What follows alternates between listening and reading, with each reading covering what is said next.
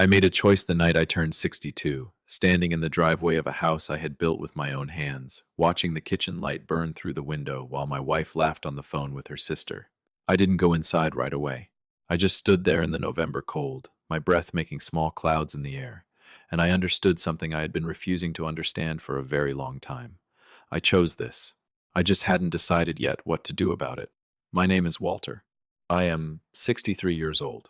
I spent 31 years as a licensed electrician in Western Pennsylvania, and for the last 18 of those years, I worked my way up to running my own small contracting company, 4 employees, a decent reputation, and enough steady work from commercial clients that I never had to worry about the lights staying on. I say that because I want you to understand who I was before I tell you what happened. I was not a weak man. I was not a fool. I was a man who believed in his obligations, and sometimes those two things look exactly the same from the outside. My wife's name is Lorraine. We met when she was 29, and I was 32. She was working as a receptionist at a dental office, and she was sharp and funny, and she had a way of making you feel like the most important person in any room. I fell for that. Most men would have. We got married 14 months after our first date, and for the first few years it was genuinely good. We had 2 kids, a son named Derek, and a daughter named Pam. I worked long hours. She stayed home with the children, and later, when they were both in school, she went back to work part-time at a real estate office, answering phones. What I did not fully know when I married Lorraine was the shape of her financial life. I found out gradually, the way you find out most important things in pieces, each one small enough to dismiss, until one day you hold them all together, and the picture is impossible to ignore. By the time Derek was 4 years old, Lorraine had $87,000 in personal debt, credit cards, a private loan she had taken out without telling me, a balance on a store card I didn't know existed. She told me about it on a Tuesday evening after the kids were in bed, sitting at the kitchen table with her hands folded on top of a stack of paper statements. She looked ashamed. She said she didn't know how it had happened. She said she was scared. I looked at those statements for a long time. Then I looked at her, and I said, "We'll take care of it." Not because I was naive, because I believed in her, because I thought that was what a husband did. It took me 4 years to pay off every dollar of that debt. I picked up weekend jobs. I took on overtime. I renegotiated 2 of our largest client contracts to bring in more revenue. I did not complain about it. I did not hold it over her head. When the last statement came in, paid in full, I put it in the recycling bin and didn't mention it again. Lorraine went on to get her real estate license. She was good at it. In the first year, she made just under $40,000 in commissions, and she was proud of that, and I was proud of her. Over the next several years, her income grew. By the time Derek was starting his senior year of high school, Lorraine was making somewhere around $90,000 a year, and she carried herself accordingly. I want to be precise about what changed, because it didn't happen all at once. It was gradual. She started handling her money separately, which I didn't object to, because we had always kept some independence in our finances. But the separation became something else. She stopped contributing to the household grocery account we had maintained for years. She started referring to the mortgage payments I made as your part. She upgraded her car without consulting me, and when I mentioned it, she said it was her money and she could decide how to use it. I nodded and let it go. I let a lot of things go. There was a weekend in March, this was about 2 years ago now, when both Derek and Pam were home visiting. Derek had moved to Columbus for work. Pam was finishing her master's degree in North Carolina. Having them both at the table again felt good, felt the way things are supposed to feel. I had made a full Sunday dinner, the kind I'd been making for 25 years, pot roast, roasted potatoes, bread from the bakery up on Garrett Street. Lorraine came downstairs in the middle of me setting out the plates, and looked at the spread and said, without a great deal of expression, "I already ate. I had something at Carol's. That was fine. People have plans." But then she looked at the extra place setting I had put out for her and said, "You really shouldn't assume I'm going to be around for every meal, Walter. I have my own life." Derek looked at his plate. Pam looked at me. I said nothing. I put the extra place setting back in the cabinet, and we sat down to eat. That was in March. In August of that same year, she said the thing that changed everything. I had come in from a job site, still in my work clothes, and I was putting together a simple dinner pasta, nothing elaborate. Lorraine walked through the kitchen on her way somewhere, glanced at what I was making, and said, without breaking stride, "You know, You really should be buying your own food. I'm tired of covering you. You act like I'm supposed to just fund your groceries while you play handyman. I set down the wooden spoon. I want you to understand the specific arithmetic of that sentence. The mortgage on our house, the house I had framed with my own crew 18 years ago, the house I had wired personally, every outlet and switch and breaker panel was paid by me. The property taxes were paid by me. The utilities were in my name and drawn from my account. The grocery account I had maintained for the household for over 2 decades was funded primarily by me. Lorraine had stopped contributing to it roughly 14 months earlier, a fact I had noted and said nothing about. She was telling me to buy my own food. She walked out of the kitchen. I stood there for a moment. I thought about saying all of the above. I thought about laying it out calmly, factually, the way I would explain a wiring diagram to a new apprentice. And then I decided against it. Not because I couldn't, because I had already decided something else. I said nothing. What I did instead, starting that same week, was make a phone call to a man named Gerald Frisch. Gerald had been my accountant for 11 years. I told him I needed a full accounting of every financial contribution I had made to our household over the course of our marriage, going back as far as the records existed. I told him I also needed help thinking through some structural changes I was considering. Gerald asked me if everything was all right.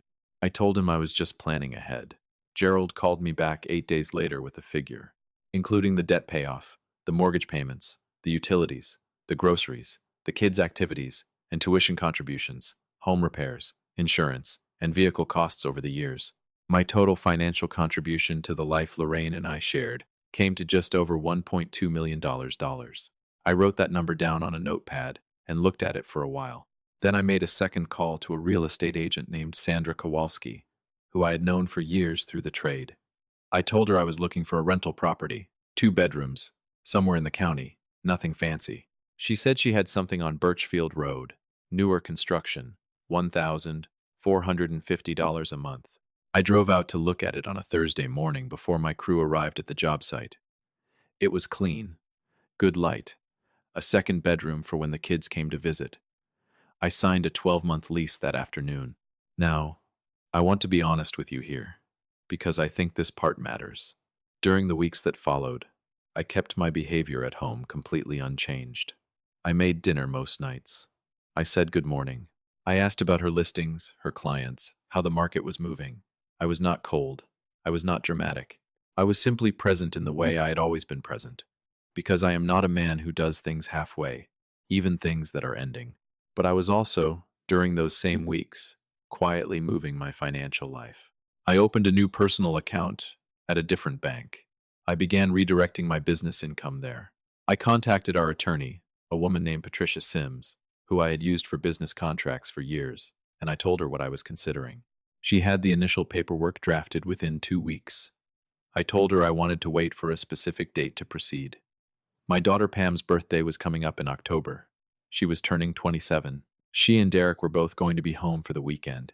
Lorraine had organized a small dinner at the house. Her parents were coming, her sister Carol and Carol's husband, and a few of Lorraine's friends from the real estate office. 14 people, total. I told Patricia I wanted to be ready by that Friday. She said, "Are you sure about the timing?" I said, "I've thought about it for a long time. Here is something I want you to understand, and I am speaking directly to you now, because some of you know exactly what I'm about to say. There is a particular kind of exhaustion that comes not from hard work. I have never minded hard work, but from the sustained effort of making yourself smaller so that someone else can feel larger. I had been doing that for years. Not all at once. Gradually, the way a floor settles.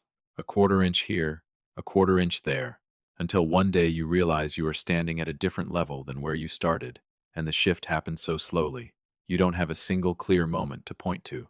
The food comment gave me a moment to point to. I was grateful for that, in a strange way. The Friday before Pam's birthday dinner, I did 3 things. First, I met with Patricia and signed the documents she had prepared.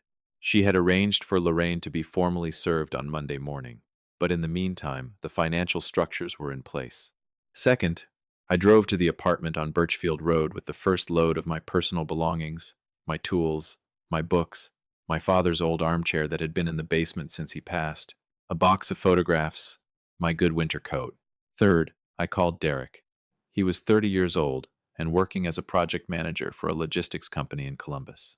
We had always been close in a quiet way. He was not an expressive kid, but he was observant, always had been. I told him what was happening. I told him what I needed from him that weekend. I told him the full picture, going back years.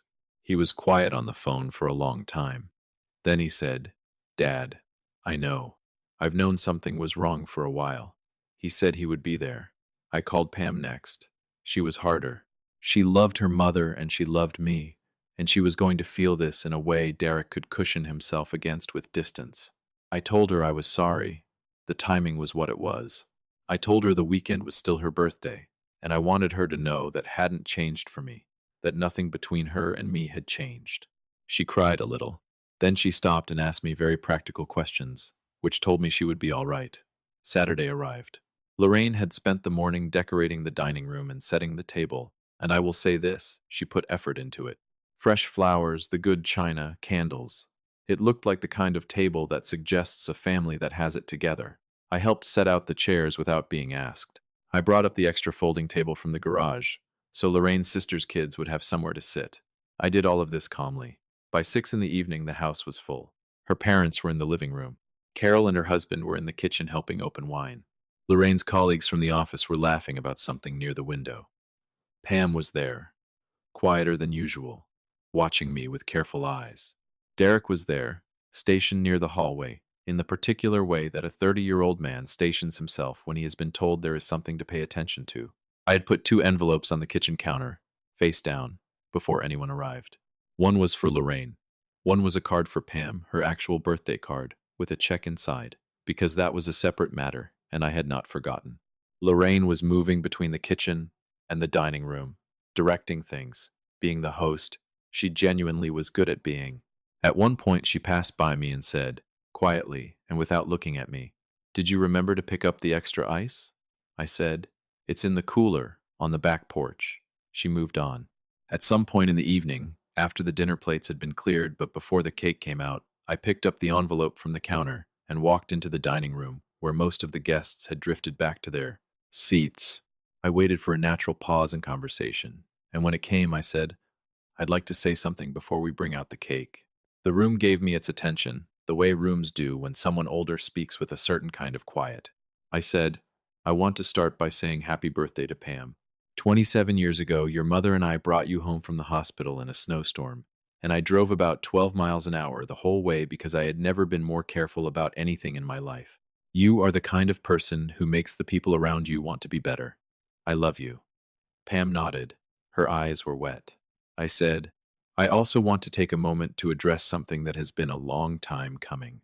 I looked at Lorraine. She had a very particular expression on her face, the one she wore when she was trying to determine whether she needed to be concerned.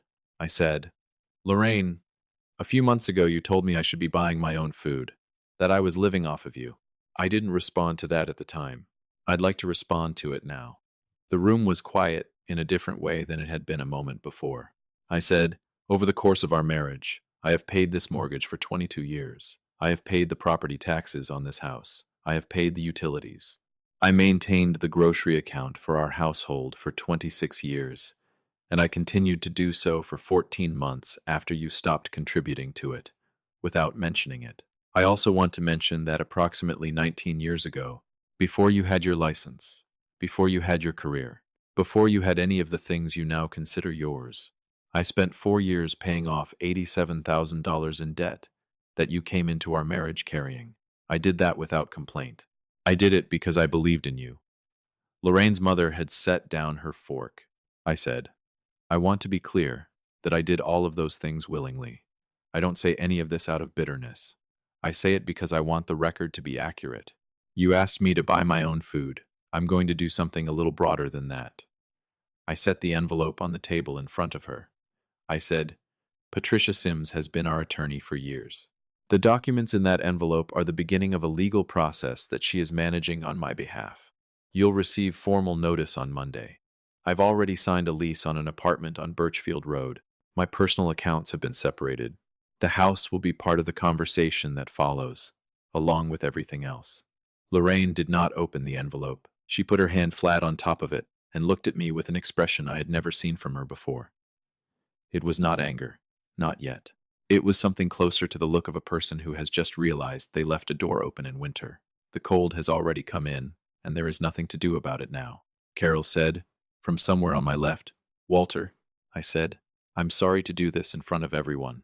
But I want to be honest with you, Carol, about something you have heard Lorraine speak about me in a particular way for a number of years, and I think it's appropriate that you hear me speak plainly once. I have been a good husband and a good father.